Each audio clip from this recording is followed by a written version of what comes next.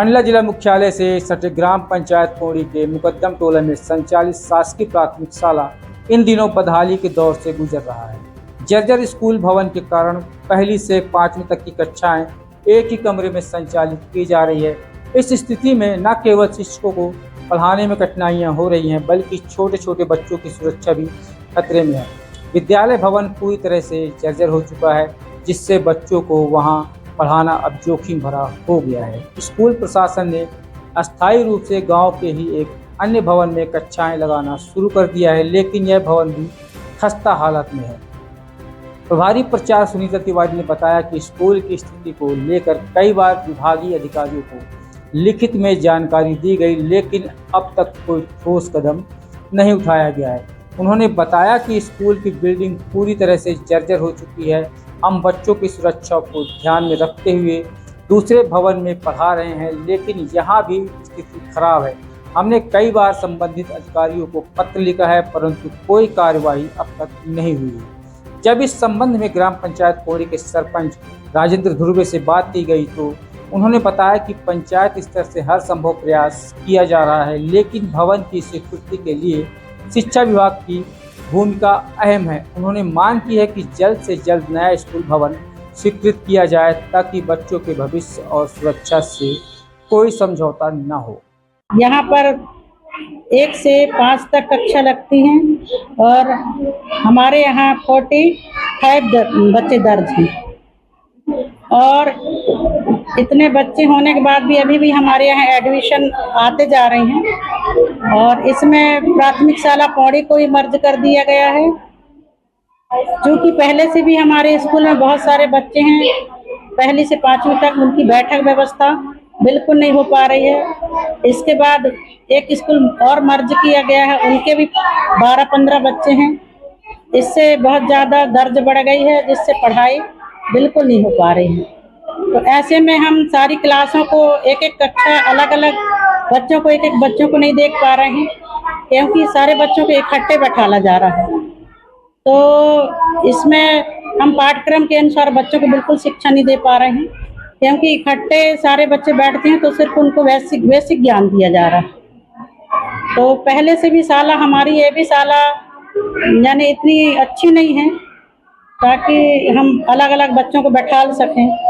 तो मैं शासन से और सभी से अनुरोध करूंगी कि एक अतिरिक्त कक्ष हम लोगों को दिया जाए, ताकि हम बच्चों को अलग अलग बैठाकर उनको उनकी शिक्षा दीक्षा अच्छे से दे पाएँ।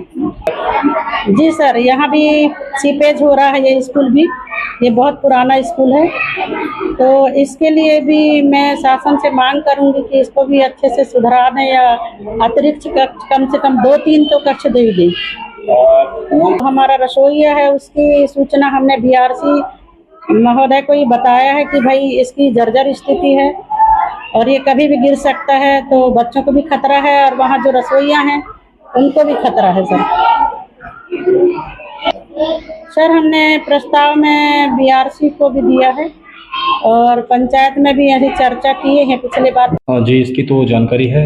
पूर्व में जो एक प्राइमरी स्कूल है ग्राउंड के पास, मैदान खेल मैदान के पास, वो उसे बीआरसी के और बीओ के जो इंजीनियर्स हैं वो आए हुए थे और उन्होंने उसे डिसमेंटल घोषित कर दिया है।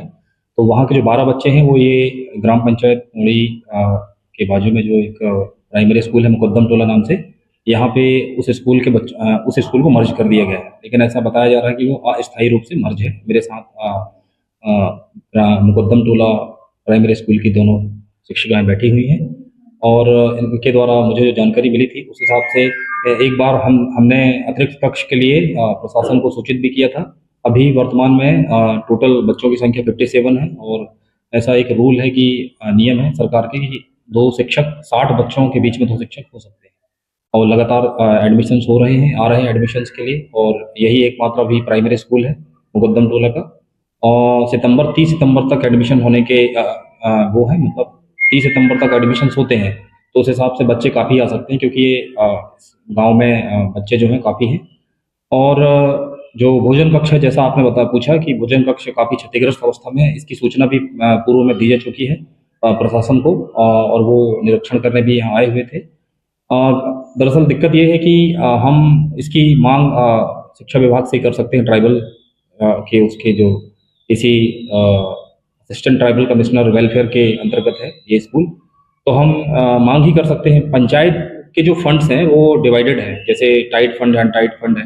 तो इसके लिए जिन कामों के लिए वो फंड्स हैं उन्हीं कामों में हम उन धनराशि को खर्च कर सकते हैं। ये एक दिक्कत है, लेकिन हम लगातार प्रयास कर रहे हैं क्योंकि हमारे ग्राम पंचायत पौड़ी का ये स्कूल है, एकमात्र स्कूल है। और हम आपके माध्यम से शासन प्रशासन को ये मैसेज पहुंचाना चाहते हैं कि जर्जर अवस्था का जो एक स्कूल है, अतिरिक्त कक्ष की हमें ज़रूरत है और जर्जर भोजन कक्ष भी है। तो कभी भी कोई गंभीर घटना घट सकती है जिससे जनधन को हानि हो सकती है।